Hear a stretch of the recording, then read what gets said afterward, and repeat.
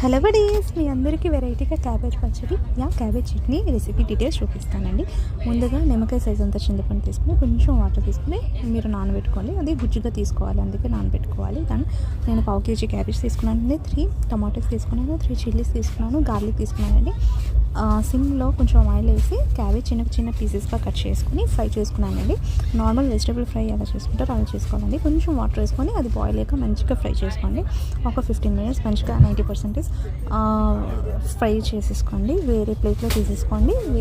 ఈ ప్యాన్లోనే కొంచెం ఆయిల్ వేసుకోండి, వేడి చేసుకోండి. దాని తర్వాత కట్ చేసుకున్న టమాటోస్, గార్లిక్, ఇంకా పచ్చిమిర్చి, ఇంకా జీరా వేసి మంచిగా ఫ్రై చేసుకోండి. టమాటోస్కి మూత పెట్టుకొని ఉంచుకోండి, అది బాయిల్ అవ్వాలి పచ్చివాసన పోయేంత వరకు. దాని తర్వాత ఫ్రై చేసుకోండి. ఇంకా మనం చింతపండు గుజ్జు కూడా సైడ్ బై సైడ్ ప్రిపేర్ చేసుకోండి. ఈ చింతపండు గుజ్జు ఇంకా ఈ ఫ్రై చేసుకున్న మిశ్రమాన్ని గ్రైండ్ చేసుకోండి. ఫ్రై చేసుకున్నప్పుడు కొంచెం పసుపు, ఉప్పు వేసుకోవాలి. దాని తర్వాత పోపు పెట్టుకోండి. అంతే.